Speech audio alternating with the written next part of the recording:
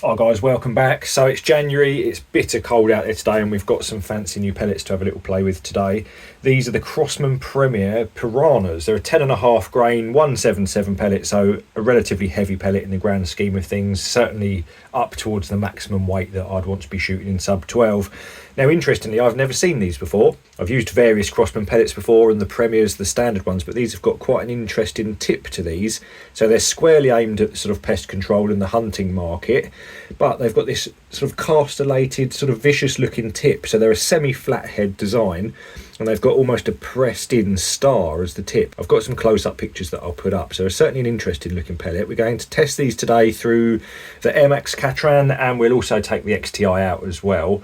I did want to run the old 9015 out today, but I haven't got scope on there at the moment. I'm just moving the Falcon onto that, waiting for some mounts and things. But we're going to give them a run out. We'll see if they're any good at the shorter ranges. We'll see whether or not they hit hard, whether they penetrate well, whether they're actually accurate. And then depending on which rifle is the most accurate at the shorter ranges, then we'll take that out. Maybe up to sort of 35, 40 yards, sort of the limits of sub 12 pest control, and see whether or not they run consistently in the breeze. It's quite nice out there today. It's bitter cold, but there's not too much of a breeze running, so it'd be quite good to monitor the wind drifts as well at the slightly extended ranges. So typical of Crosman, they look a little bit grotty in the tin here. Now a lot of people have said that they actually have a graphite coating that's chucked on them before they're tinned up, which would certainly explain why they always do tend to look a bit grotty. Back in the day, everyone would wash these off and then sort of lube them and things like that, but we're going to use these straight from the tin. I'd also like to know how they get that formed tip on there. I guess that's done at the point of swaging them. It's a lot shinier in the end there, but I guess that's probably a case of that they've not been rolling around in the tin with the others. Obviously when they roll around like they do, the skirts get quite dirty, but they've got quite a nice clean spiky tip on there. So we're going to give them a run out and I'll see you at the farm. Right then guys, we're here. It's absolutely freezing. It's just below zero now. I've got the putty lines trap out. We're going to get a couple of shots straight into the middle of that. You can see I've just put a little X there just to make sure we're somewhere near a zero. We'll also then see how much they expand when they hit it. Then we're going to move on to little card targets behind, see whether or not it's accurate through the single shot loader to start with, and then we'll see how well they cycle through the magazine. So let's get into it because I'm getting cold already. Just to keep my hands warm more than anything at the moment. So Katran's up first. With the single shot loader in here at the moment, we're just going to run a couple into the old putty backstop just to see whether or not we're anywhere near a zero, see what sort of penetration we get, and then we'll... Ooh, it's a little bit notchy loading. Right, so we're just under 25 yards. We'll shoot both lots through this and the XTI at 10 times magnification just to keep it fair as we can. Right at the bottom of the putty. Remember the last stuff that we shot through this was all them plastic and ceramic tipped pellets, so we might just need to get a couple through just to clear the barrel out a little bit. Okay, right, that one's crept up a little bit. That actually didn't even penetrate into the putty. Now of course the putty's going to be pretty cold. As I've said, it's basically at freezing point at the moment. The putty itself never actually will freeze. It'll always stay soft, and it is still soft, but certainly it's a lot harder now than it would be in the warm. Have to go and see if we can pick a couple of these up because they're not actually going in. Might have to chrono this as well. It's the first time I've shot it down at this sort of temperature, so it'd be interesting to see whether or not the power has dropped. Ooh, that doesn't feel nice loading. Wow, so we've got probably a 4-inch spread on there at the moment. I think what we need to do actually is pull this barrel through just in case there's any remnants of the plastic junk from them last pellets. Wow, not great. Let's just go and have a quick look at what we've got, and then I'm going to pull this barrel through. Right, I've just managed to collect one off of the ground. This one was the one that dropped in low in the actual putty here. They've completely flattened off. They've deformed massively. I'm actually not sure that I've seen a lead pellet that's deformed as significantly as that into the putty, so that's really quite encouraging, although they're not accurate. I was aiming at the cross here.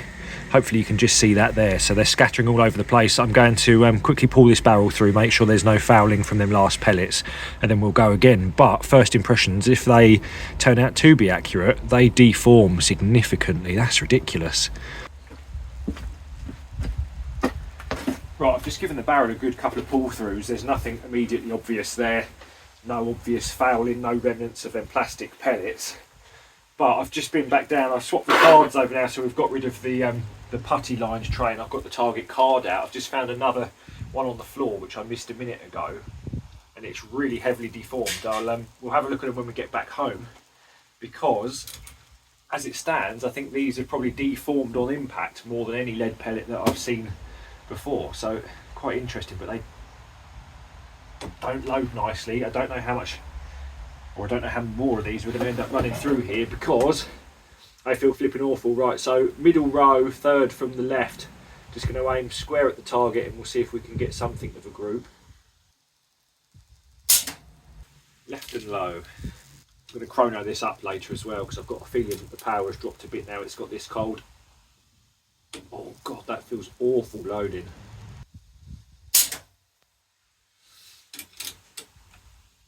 Yeah, I bet they're getting skirt damage. They're getting loaded slightly on the piss, on the transfer from the single shot loader into the barrel itself. It's obviously deforming those pellets. It's pretty bad. And they look quite evenly formed in here. Crosmans are generally a pretty well formed pellet. Maybe not as tighter tolerances as an H&N for instance, but generally you'd expect better than this. So I think we might swap over to the XTI, and I might be flogging a dead horse with this. Yeah, right, that's no good. Let's get the XTI set up and see if we can actually get something of a group, because these look certainly better than what the groups would suggest they're doing. They're not loading nicely, so yeah, unfortunately they're not going to probably get any better through this, I don't think. Alright, let's get everything swapped around. Well, that's not great. These are 2-inch squares, so we've probably got a 2-inch spread. We're aiming here, but of course that would just be a scope adjustment to bring them back. But this wild spread is not good, and I don't really think that's indicative of what these pellets ought to do. So I'm going to get everything moved around. I'll leave this card back out. I think what we'll do, we'll get the XTI out now. We'll probably aim for one of these squares here just to keep it in the middle of the card and see what happens. What I will do is chrono both of the rifles up later to see what's happened to the power. Now of course as it's got colder they will have slowed down a little bit, but we're getting quite a blatty report from the Katran at the moment. Not surprising though, if these pellets are getting deformed massively, then we're probably getting some barrel blow by, which will also explain fluctuations in the point of impact and power. So yeah, let's get the XTI set up. Right then, take two with the old Crosman Premier Piranhas. So we've got the XTI out. I have just filled it up. I've given it a little time to settle, but it has literally just had a top up. I've only managed to give it 10 minutes. It's about as much as I can stand in the cold. So hopefully this will throw them down range. Before we go, I'm going to chuck some of these JSB Ultra Shocks. I've been using those through the Katran actually quite successfully for the last couple of months. We're going to chuck a little group down range before we go home, just to see whether or not it's actually grouping with those, whether it's something related to the cold with that, or it's just that these pellets aren't loading nicely. So, right. Oh, the old fingertips are cold. Right, well that loaded nicely. 10 mag, same as the other one.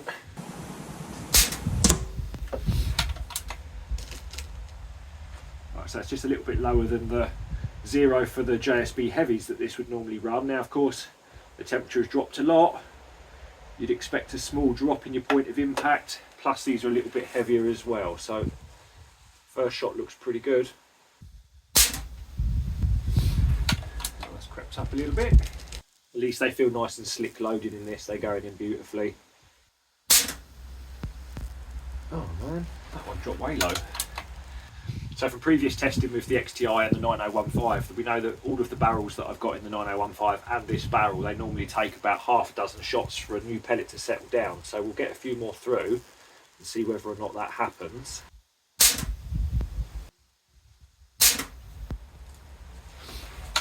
Right. Half a dozen shots in, we've got something of a bit of a group there, a little bit lower than I'd anticipate. However, something of a group. I did a little blink then, just as I let that shot go. Easy. Let's just make a scope adjustment, then we're going to move on to the card, or the little target just to the left of the one we've just been shooting.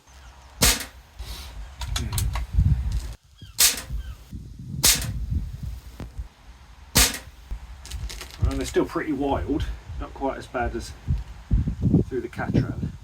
Feel nice and slick to load. And that's skewed way off. I'm going to be giving the XTI a bit of a makeover in the next few weeks. We're going to be moving all the scopes around.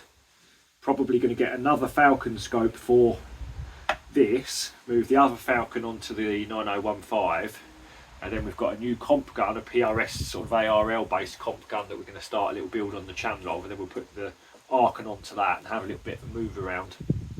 This is just a little bit too, the focus distance, of course, the minimum focus on this is 25 yards, and we're just inside that, we're just under 24 yards.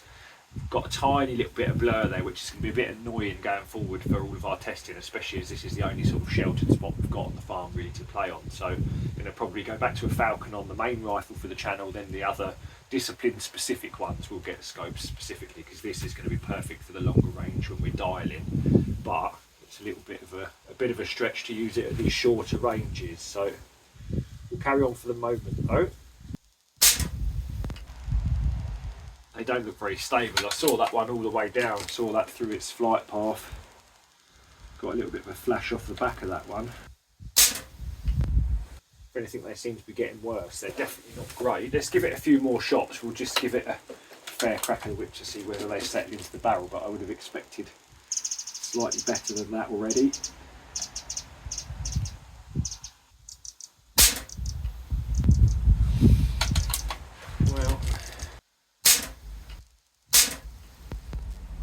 We've got a few through the same hole there now, but it's still quite a wild scattering off.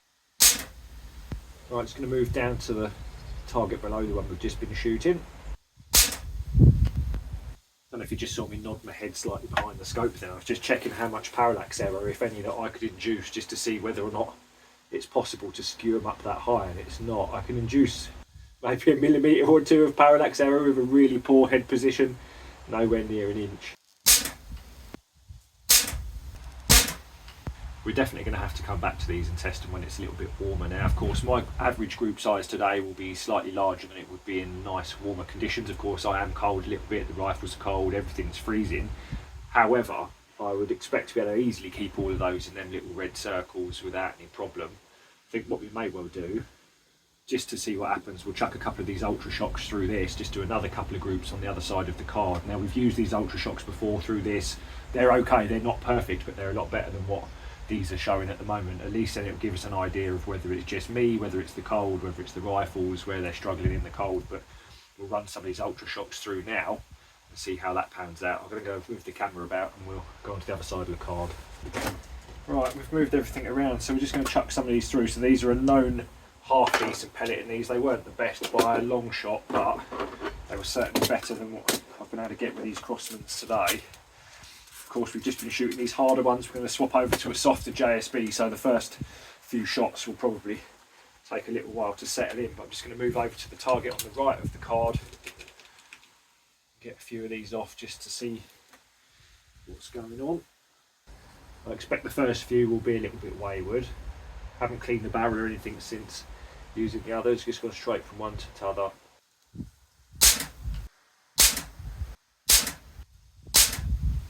That was nearly a disaster. These Ultra Shocks, the tip and the skirts are quite similarly looking, so I nearly loaded that the wrong way around. It's a little bit gentle breeze running at the moment, not a huge amount. Now I can't feel the trigger finger though. Just going to go to the target above the one we've just shot. It's got a little bit of a ding on the skirt. Right, so that's back as it ought to be, so that's ruled out that it's a rifle related issue. Of course, you've always got to be careful when you are testing, especially with big swings in the weather and things like that. Just unfortunately these aren't grouping particularly well then, Premiers. That's about as good as these group in this particular barrel. Those Ultra Shocks, you normally get sort of 2 or 3 little pellets in a clover leaf for this sort of range, whereas the JSB heavies, obviously we've pushed them out to 100 yards. Little small groups with those sort of 35mm groups at 100 yards with the heavies, and they'll stack on top of each other. So this is as it ought to be. Unfortunately, they're not grouping too well. We're going to get the old Katran back out again and run a few more of these through, because that felt like it was down on power a little bit. But it could just be that they were loaded so poorly, they were getting deformed, moving from that single shot loader into the barrel. So we just need to rule that out quick, and then maybe we'll knock it on the head because I'm getting cold. Right, so that's what we've just shot, so fairly typical of the XTI. Do a pellet change, half a dozen pellets, and it's back on where it ought to be. Then we've got just these 3 up the top here now, considering I can barely feel my trigger finger at the moment, with pellets that we know are not the best. They're all right, but they're not the best in it. To stack them up like that shows that the rifle's running as it ought to be, and unfortunately these piranhas just aren't grouping as well as I want. We will definitely come back to these when it warms up just to make sure. But now we're going to get the Katran back out. We're going to run a couple of groups up the top here with the JSBs just to confirm whether or not that's actually performing as it ought to be, because those piranhas weren't loading nicely at all. So, right, let's get into it.